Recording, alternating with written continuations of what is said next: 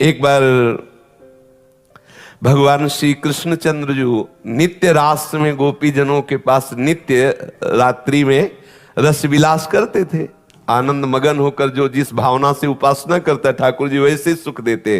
ये गोपीजन कांत भाव से, प्रीतम भाव से, पति भाव से आराधना करती, तो प्रभु वैसे ही हास्य विनोद रस क्रीड़ा करते। तो एक दिन सब गोपियां बैठी हुई थी और बहुत समय व्यतीत हो गया, प्रभु नहीं आए।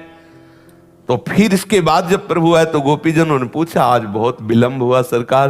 बोले, आज हमारे गुरुजी आए थे। आपके गुरुजी आए थे? बोले, हाँ, पल्ली पार यमुना के हैं। कौन गुरुजी हैं? बोले, दुर्वासा जी आए थे। भगवान संतों का आदर करते हैं। बोले, फिर तो आपके गुरुजी के दर्शन हम भी करेंगे, बहुत सूक्ष्म विषय है। बोले, हाँ, गुरुजी के दर्शन ऐसे नहीं किए जाते।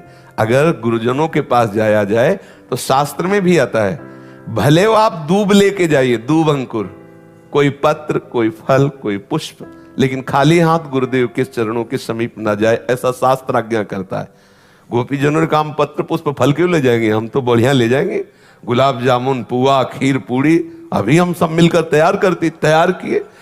अब वहां एक दो तो थी नहीं, यूथ की यूथ, मतलब अगर पुआ पूड़ी का एक जगह स्टॉक किया जाए तो छोटे मोटे गिरिराज जी, क्योंकि संपूर्ण ब्रजवासिनी, और गुरु जी आए हैं प्रीतम के, तो खूब सब जब चली तो उनका प्रीतम, एक बात बताओ, यमुना जी बढ़ी हुई है और रात्रि का समय नाविक मिलना तो मुश्किल, और नाविक भी मिलेगा तो सुबह तक पार हो पाएंगे क्योंकि एक दो तो है नहीं।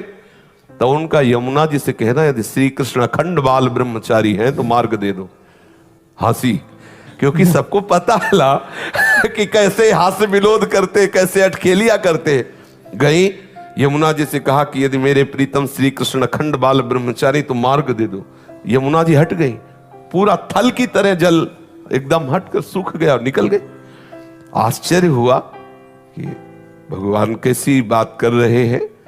दुर्वासा जी के पास गई, प्रणाम किया और कहा, महाराज ये भोग स्वीकार करो। बोले, आ डालो। अब वो मुंह बगाड़ दिए, सब डालते, सब इतना किनका भी नहीं बचाओ, सब पहाड़ के पहाड़ और सब पा गए। प्रणाम किया, बड़े आश्चर्य में महात्मा है, शरीर हड्डी हड्डी, पेट का ही दिखाई नहीं दे रहा, चिपका हुआ, और मनो खीर पुआ सब पा गए। बोले, महाराज यमुना जी बाढ़ी हुई, लौट के जाने। बोले, आई कैसे थी? बोले, प्रभु ने कहा था कि अगर हम अखंड बाल ब्रह्मचारी हैं तो मार्ग दे दो। तो बोले, जाओ यमुना जी से कह दो कि दुर्वासा ने यदि दूब के अंकुर के सिवा अपनी जबान में कभी कुछ रखा ना हो तो मार्ग दे दो। गोपिका हंस पड़ी, बोले, मान गए गुरु चेला दोनों झूठे। वो कहते अखंड बाल ब्रह्मचारी, अभी मनोपुआ खीर खा गए, और कह रहे दुर्वासा ने दूब का रस के सिवा और कभी कुछ आहार न किया हो तो मार्ग दे दे। गई, जाके यमुना जी से कहा कि अगर दुर्वासा जी ने कभी दुर्वांकुर के रस के सिवा कुछ जिह्वा में न रखा हो तो आप मार्ग। यमुना जी हट गए, आश्चर्यचकित हुई और जाके प्रभु से कहा कि प्रभु आपके गुरु जी के दर्शन किए तो एक प्रश्न खड़ा हो गया, जैसे गुरु वैसे ही चेला।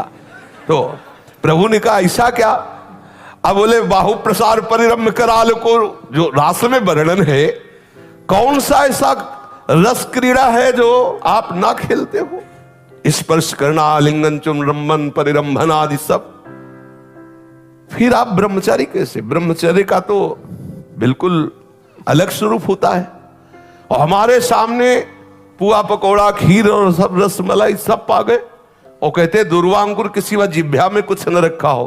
तब इसी बात को प्रभु ने बताया कि जो अहम शून्य महात्मा है, जिनका अहम पूर्ण रूप से लय हो चुका है परम तत्व में, उन्होंने नहीं पाया।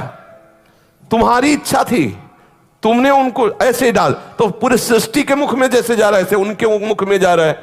वो अहम भोक्ता बन के नहीं पा रहे, इसलिए उन्होंने नहीं पाया।